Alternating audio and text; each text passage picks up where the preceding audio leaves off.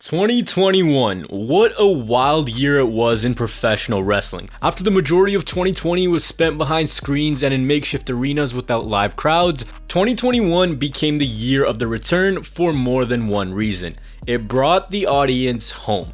This year gave us unforgettable moments, matches we'll rewatch for years and years to come, and shows with some of the most jaw-dropping and heart-stopping action imaginable. So it's time to take a look back at the year that was and declare some winners too. Before I get started, I'm just gonna keep it to the two big North American promotions with WWE and AEW. Let's start with the moments. 2021 gave us moments that legitimately reduced grown men to tears. I think we can all agree that one of the best moments for both AEW and WWE was welcoming back the live crowds in the summer. The energy, the excitement, the overall feel for those shows was just through the roof, and everything was put into perspective so much more.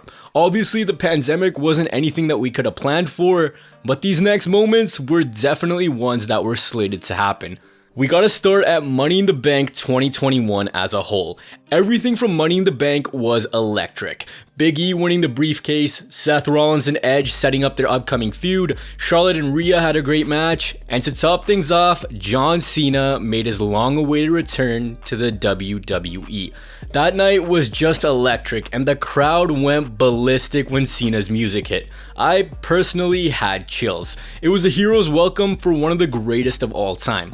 This wasn't anything compared to SummerSlam though. The main event match of Cena and Reigns was enough to sell the show on its own, but Rollins and Edge tore strips off one another, Becky Lynch returned and Allegiant Stadium went berserk, and just when we thought all the returns and big moments were done, no. Out comes Brock Lesnar to square up to Roman Reigns. It wasn't just the summer though for WWE. Edge won the Royal Rumble, further cementing his comeback story. Bobby Lashley, after 16 years, finally won the WWE title. We had Christian and Edge's goodbye moments at the Rumble. Carlito and Victoria rocked up in their respective matches. We had Bad Bunny come into the WWE, feud with The Miz and John Morrison, and he made everything look effortless. Big E won his first WWE title, the final boss version of The Fiend returned, but one of the most beautiful moments of 2021 was WrestleMania 37. Vince McMahon simply just welcomed everyone home. This was also the year where we said goodbye to the black and gold brand and we ushered in a new era of NXT.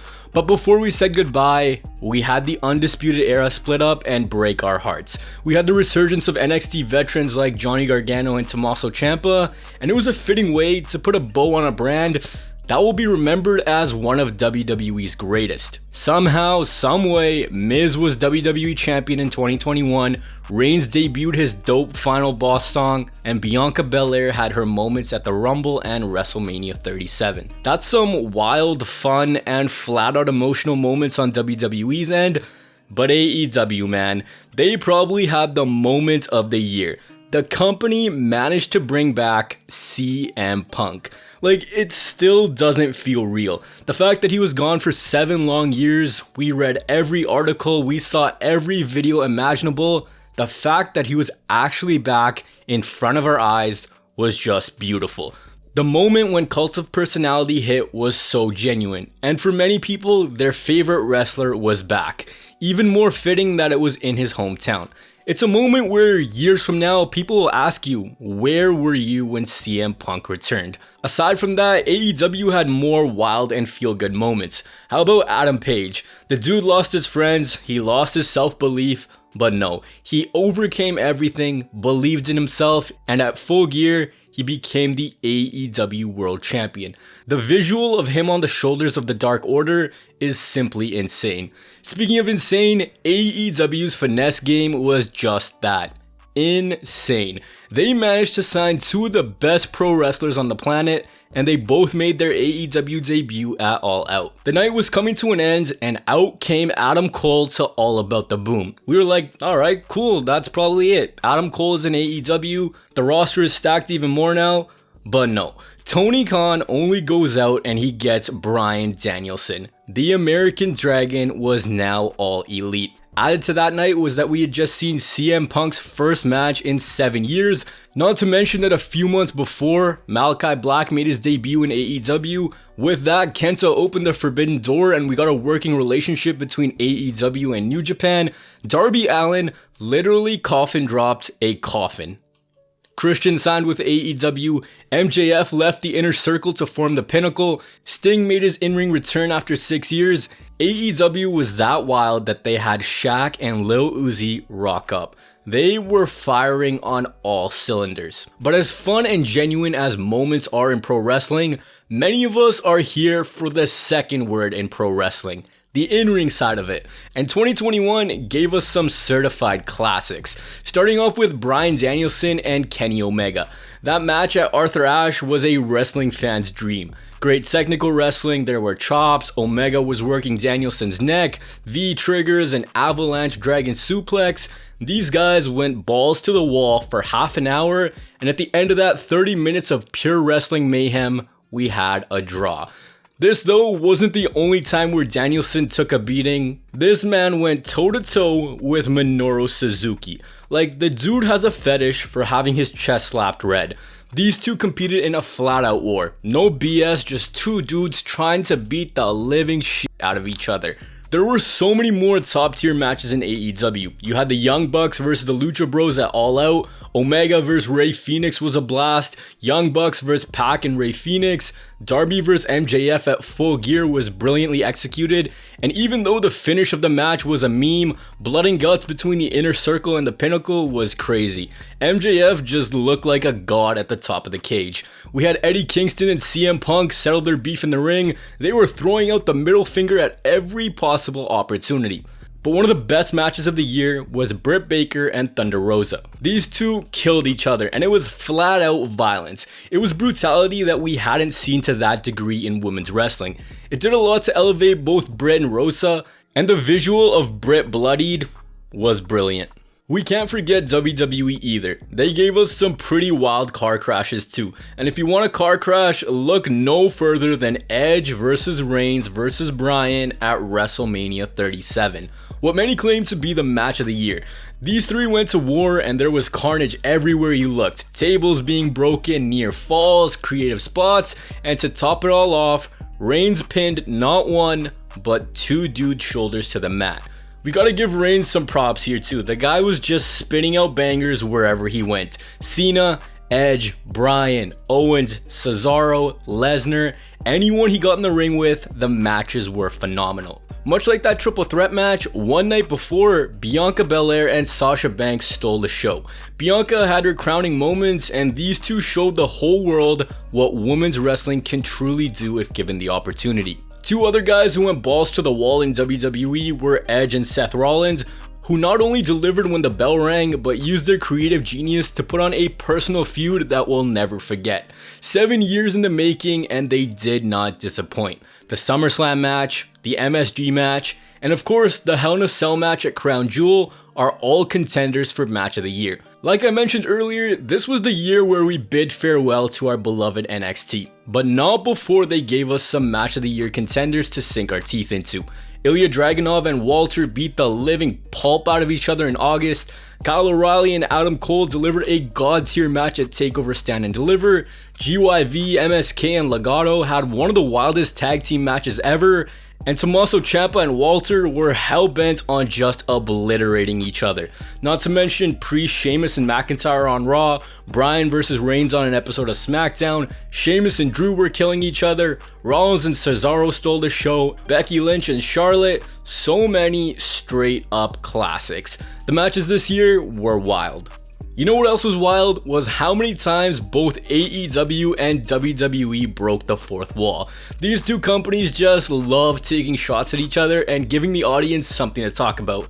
We had some god tier promos too. Reigns and Cena just tearing into each other on a weekly basis. Reigns told Cena that his career in WWE resembled missionary position. Cena said that Reigns ran Ambrose out of WWE and these two were just spitting. We had Eddie Kingston and CM Punk sell their match at Full Gear with one promo.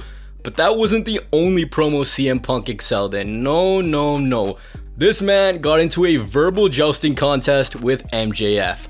Punk called MJF a less famous Miz. He said that the only way that MJF could become number one was if Tony had a daughter that he could marry. MJF and CM Punk were shooting like Ovechkin in 07. MJF told Punk that he lost a step and he might as well come out here preaching hustle, loyalty, and respect. Edge was dissing people while looking like his vein was gonna explode, and we were also introduced to our fair share of brand new talent in both promotions. Man, it was just simply amazing. Now let's hand out some awards. But before we do the best, we gotta talk about the worst. And in 2021, I don't know if it got worse than the explosion at AEW Revolution. Like in 2011, my province's hockey team lost Game 7, and our fans made a bigger explosion than what happened here. The zombies in the Thunderdome were absolutely abysmal, as was the Spirit of the Undertaker coming to cut the rope at Extreme Rules 2021, and Becky beating Bianca in 26 seconds. It was a fun year, it was a symbolic year. With that being said, let's give out some awards before we finish this one off. I'm going to try to be as neutral as possible when giving out these awards. For moments of the year, the crowd returning was symbolic, Cena's return, iconic, Brock's return made me lose my voice, but CM Punk returning to AEW after 7 years away from wrestling has to take this one. The crowd, the entrance, everything about it was bone chilling. Return of the year, that one also goes to CM Punk. Like, we knew that all three of Becky, Brock, and Cena were gonna rock up at one point or another, but around CM Punk, there was still a lot of uncertainty. For pay-per-view of the year, I think it's unfair to give this one to one particular show. Both companies have different styles in how they present their pay-per-views, so I'm going to give it to WrestleMania and All Out, even though Full Gear, Money in the Bank, and Crown Jewel were all contenders. If I had to pick one, then it would be All Out, strictly based on the moments, the signings, and the overall symbolism that event could carry for years to come. Breakout star this year was Bianca Belair, and I don't think anyone was on her level. Don't care what anyone says, the amount of work she put in, the matches she had, the fact that she was actually a good and presentable babyface tells you everything you need to know. Promotion of the year, WWE did some great stuff this year, but I'm going to give it to AEW. The fact that they were able to create a buzz that we haven't had in a long time, the signings, the quality of the matches, and also building for the future gives them the win here.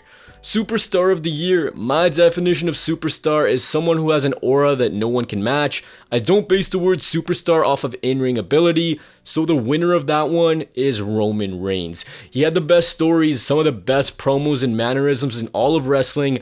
No one possesses what Roman Reigns has right now. The wrestler of the year based on in-ring skill, nothing against Edge, nothing against any other wrestler, but the best wrestler this year was Bryan Danielson. The fact that you can have two match of the year contenders and they're in two different promotions within the same year just tells you everything you need to know about this guy. This guy was simply a wrestling machine this year. And lastly, what was the match of the year? In AEW, it was Danielson versus Omega beating out the Lucha Bros and Young Bucks. In WWE, I think it was Reigns versus Bryan versus Edge, slightly beating out Rollins and Edge at Crown Jewel. So out of those two, the winner for match of the year is Bryan Danielson versus Kenny Omega at AEW Grand Slam. What made 2021 so much fun was the variety. And wrestling is at its best when you have variety. You want stupid? You had it. You want work rate? You had it. You want someone to pull out the Glock, put it on his forehead? You got it. With COVID, with all that we had go on over the past year, it just feels nice to have things return back to normal. No matter what promotion you watch, WWE, AEW, MLW, Impact, it doesn't matter. Just be thankful that professional wrestling is back to normal. So I have two questions for you. My first one is, what was your favorite moments of 2021? And the second, what was your favorite match this year? It doesn't have to be in WWE or AEW. Drop them down below in the comments. The holidays are coming. We all need something to watch. As always, do take very good care of yourself. Bye.